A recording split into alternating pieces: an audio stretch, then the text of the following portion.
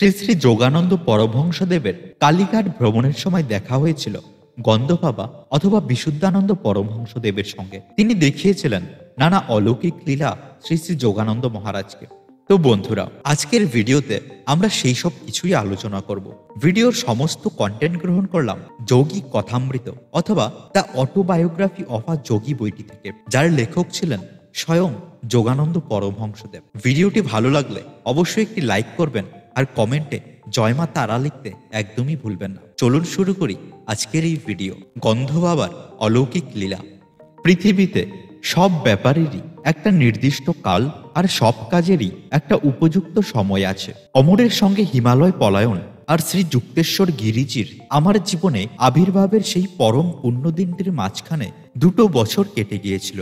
এর মধ্যে আমি অনেকজন সাধু মহাত্মার দর্শন লাভ করেছিলাম। গন্ধ বাবা, সোহং স্বামী, নগেন্দ্র ভাদুরী, মাস্টার মহাশয় এবং বিখ্যাত বাঙালি বৈজ্ঞানিক শ্রী জগদীশচন্দ্র বসু মহাশয়। গন্ধ বাবার সঙ্গে আমার সাক্ষাতের 2টি পূর্বাভাস ছিল। একটি ছিল সুসঙ্গত আর অন্যটি বেশ কৌতুকজনক। ঈশ্বরই সরল আর সবই জটিল। প্রকৃতির আপেক্ষাকীন জগতে কোনো পরম মান খুঁজতে যেও না। মন্দির স্থিত কালীমূর্তির সামনে দাঁড়িয়ে আছি, এমন সময় এইসব দার্শনিক চরম তত্ত্ব সকল মৃদুভাবে আমার কর্ণকুহরে এসে প্রবেশ করল। পিছনে ফিরে তাকিয়ে দেখি যে একটি দীর্ঘকায় পুরুষ, যার পরিচ্ছেদে অথবা বলতে গেলে তার অভাবে তাকে পরিব্রাজক সাধু বলেই বোধ হয়।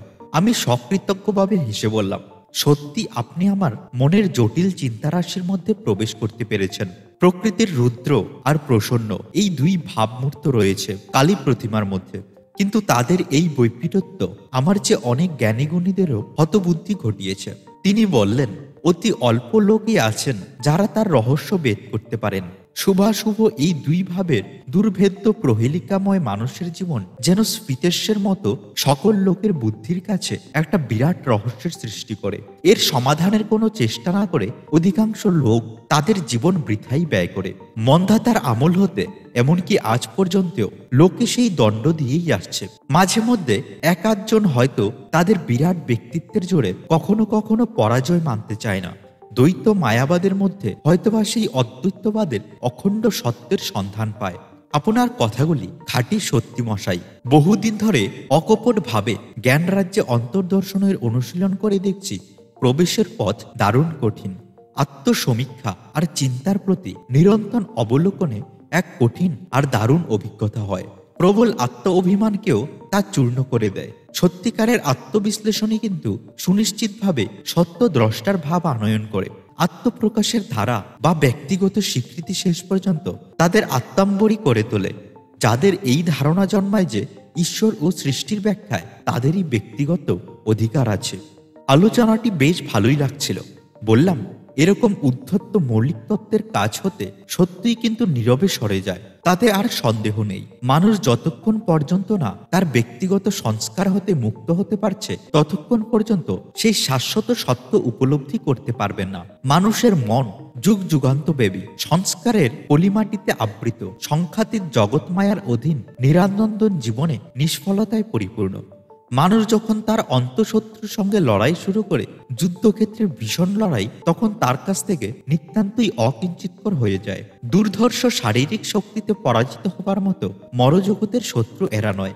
সর্বব্যাপী দৃষ্টি নিরলসেরা মানুষকে স্বপ্নেও অনুসরণ করে থাকে। ভীষণ আর মারাত্মক রকমের অস্ত্র শস্ত্রে গুপ্তভাবে সজ্জিত অন্ধ কামনাই এইসব সৈন্যদল আমাদের হত্যা করবার সুযোগ অনবরত খুঁজে বেড়ায়। অদৃষ্টের কাছে যে আত্মসমর্পণ করে তাদের অদৃষ্ট অপমৃত্যু ঘটায়, সে নিতান্তই হতবাক্য বৈকি। তাকে অক্ষম, নিরস আর ঘৃণ্য ছাড়া আর কি বা বলা যায়? মশাই, এইসব ভ্রান্ত হতবাক্যদের জন্য কি আপনার এতটুকু সহানুভূতি নেই? সাধুটি মুহূর্তের জন্য চুপ করে রইলেন। পরে একটু শ্লেষের সঙ্গে বললেন, সর্বগুণাধার অপ্রত্যক্ষ ঈশ্বর আর প্রত্যক্ষ মানুষ, যার প্রায় কিছুই গুণ নেই বললেই চলে, এই দুজনকে সমানভাবে ভালোবাসা অভাবনীয় বৈকি, কিন্তু উদ্ভাবনী শক্তিও কম ন্যূন নয়। অন্তরের মধ্যে খুঁজে দেখলে মানুষের মন যা স্বার্থবুদ্ধি জড়িত, তার মধ্যেও একটা ঐক্যভাব শিগগিরই খুঁজে পাওয়া যায়। এক হিসাবে অন্তত মানুষের বিশ্ব ভ্রাতৃত্বের পরিচয় মেলে। এই ভ্রাতৃত্বভাবের আবিষ্কারে মানুষের ক্ষুদ্র ও ভীত মন স্তম্ভিত হয়ে যায়। এইভাবে মানুষের জন্য মানুষের দরদ সৃষ্টি হয়।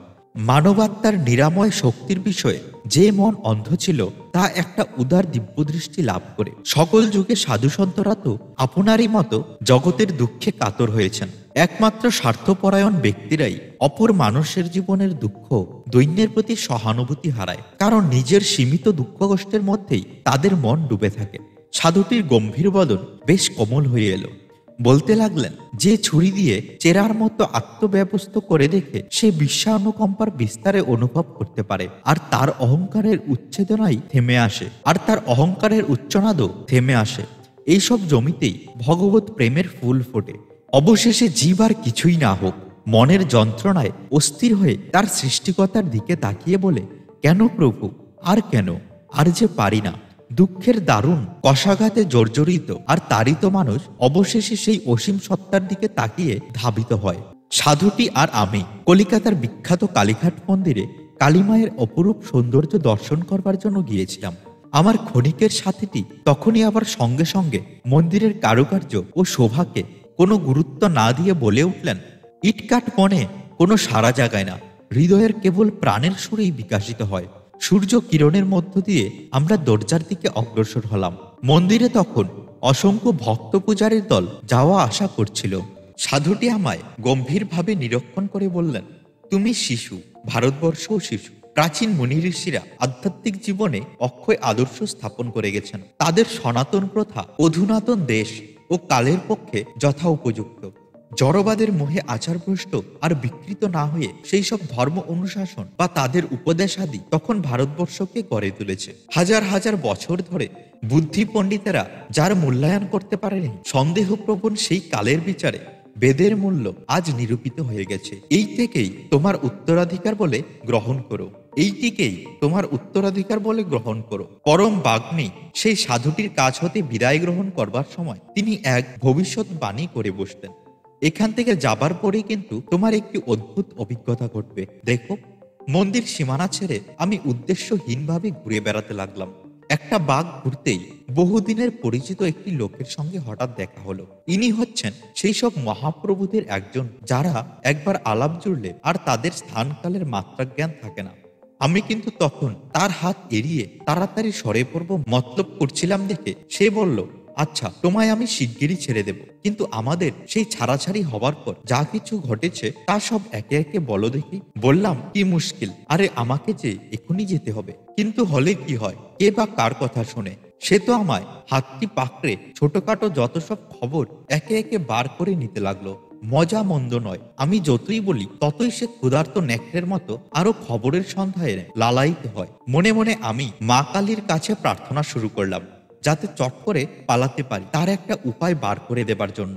সঙ্গীটি হঠাৎ আমাকে ছেড়ে চলে গেল। একটা মুক্তির নিঃশ্বাস ফেলে দ্বিগুণ জোরে পা চালিয়ে দিলাম, এই ভয়ে যে আবার তার বকবকির পাল্লায় না পড়তে হয়। পশ্চাতে দ্রুত পদধ্বনি শুনতে পেয়ে আমিও গতি বৃদ্ধি করলাম। পিছন ফিরে তাকাতে আর সাহস হলো না, কিন্তু প্রায় ছুটে এসে বন্ধুবর খুব স্ফূর্তির সঙ্গে আমার কাঁধটি ধরে এসে দাঁড়ালো। তারপরেই সে শুরু করলো, আরে আমি যে তোমায় গন্ধ বাবার কথা বলতে একেবারে ভুলেই গিয়েছি। উনি ওই সামনের বাড়িতেই থাকেন। বলে সে সামান্য দূরে একটি বাড়ি দেখিয়ে দিল। তারপর বলল, ওর সঙ্গে দেখা করে যেও কিন্তু, বুঝলে, ভারী অদ্ভুত লোক, তুমি অনেক আশ্চর্য ব্যাপারে ওখানে দেখতে পাবে। যাই হোক, আমি চললাম তবে। এই বলে এবার কিন্তু সে সত্যিই চলে গেল। তার এই কথায় কালীঘাটের মন্দিরের সেই সাধুটির ভবিষ্যৎবাণীর কথা আমার মনে পড়ে গেল। কৌতূহলের বশবর্তী হয়ে সেই বাড়িতে গিয়ে প্রবেশ করলাম। দেখি একটি বেশ প্রশস্ত বৈঠকখানা, একটা গেরুয়া রঙের পুরো গালিচার উপর বহু লোক এখানে ওখানে বসে রয়েছে। বসতেই একটা অদ্ভুত বিস্ময়ে চাপা ফিসফিসানি আমার কানে এসে পৌঁছালো। ওই দেখো, গন্ধ বাবা বাঘছালের উপর বসে রয়েছেন।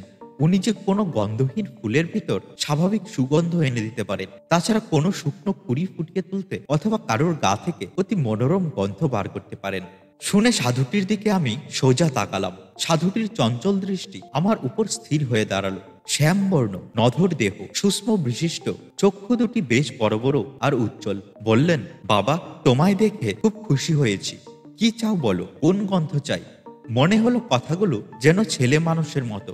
জিজ্ঞেস করলাম, কি হবে? বললেন, অলৌকিক উপায়ে গন্ধ বেরোচ্ছে, দেখতে পাবে। ভগবানকে গন্ধ তৈরির কাজে লাগান নাকি? তাতে কি হয়েছে? ভগবানই তো গন্ধ তৈরি করেন। তা বটে, তবে তিনি ফুলের নরম পাপড়ির ভিতরেই গন্ধ তৈরি করেন, সদ্য সদ্য ব্যবহারের পর ফেলে দেবার জন্য নয়।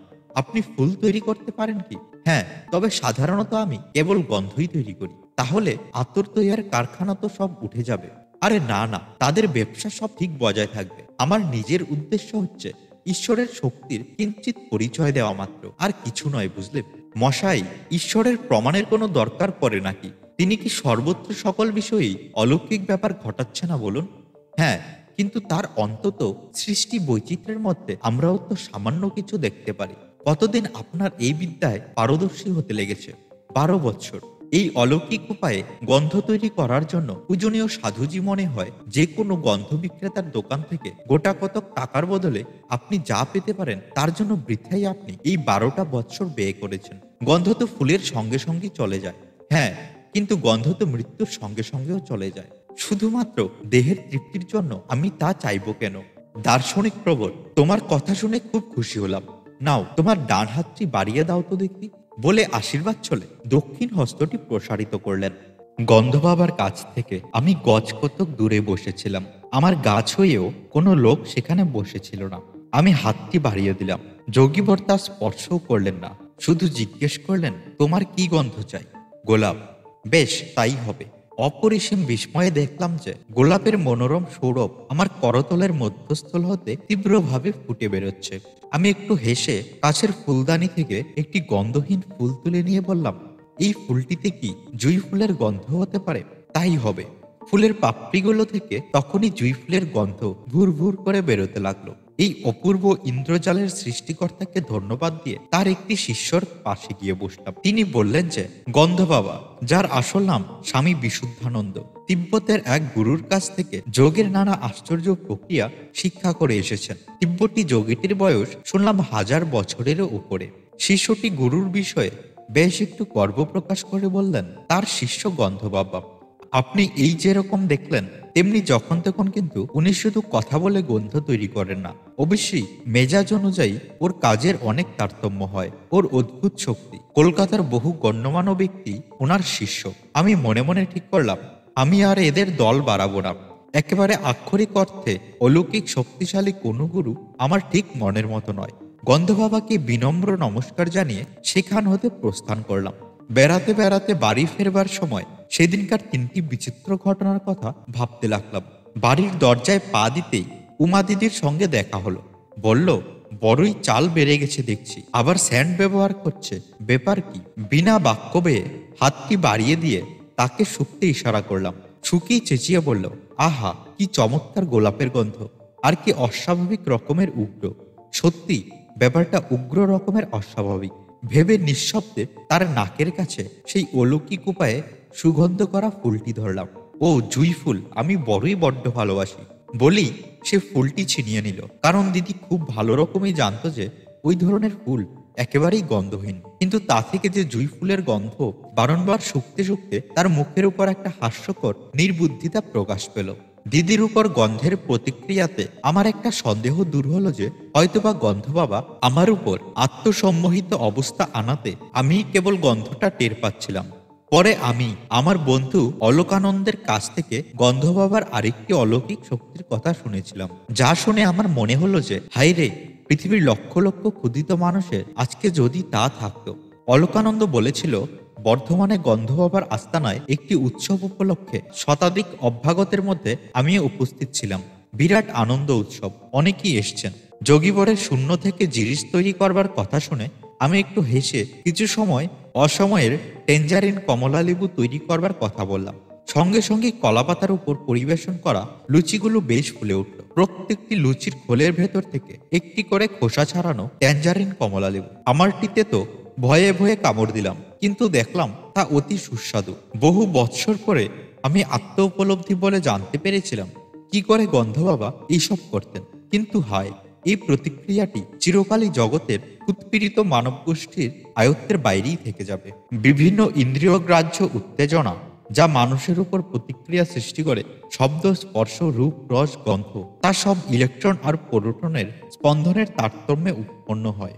বিভিন্ন ইন্দ্রিয়গ্রাহ্য উত্তেজনা যা মানুষের উপর প্রতিক্রিয়া সৃষ্টি করে, শব্দ, স্পর্শ, রূপ, রস, গন্ধ, তা সবই ইলেকট্রন আর প্রোটনের স্পন্দন তারতম্যে উৎপন্ন হয়। এই স্পন্দনগুলি আবার প্রাণ অর্থাৎ লাইফট্রন দ্বারা নিয়ন্ত্রিত হয়। এই লাইফট্রনই হচ্ছে সূক্ষ্ম প্রাণ শক্তি অথবা পারমাণবিক শক্তি অপেক্ষাও সূক্ষ্মতর শক্তি, যা সুকৌশলে নির্দিষ্ট বৈশিষ্ট্যযুক্ত পঞ্চতন্মাত্রের উপর প্রতিষ্ঠিত। গন্ধ ভাবা কতগুলি যৌগিক প্রক্রিয়ার বলে নিজেকে এই বিশ্ব প্রাণ শক্তির সঙ্গে এক সুরে বেঁধে এইসব লাইফট্রনগুলির স্পন্দনশীল গঠন কার্যে পরিবর্তন সাধিত করে তাদের ইচ্ছামতো রূপ দিয়ে ঈপ্সিত ফল লাভ করতে পারেন। তার গন্ধ বা ফল তৈরি করা বা অন্যান্য আশ্চর্য ব্যাপার সকল এইসব জাগতিক স্পন্দনেরই বাস্তব রূপ মাত্র, সম্মোহিত অবস্থায় তৈরি কোনো অভ্যন্তরীণ অনুভূতি নয়।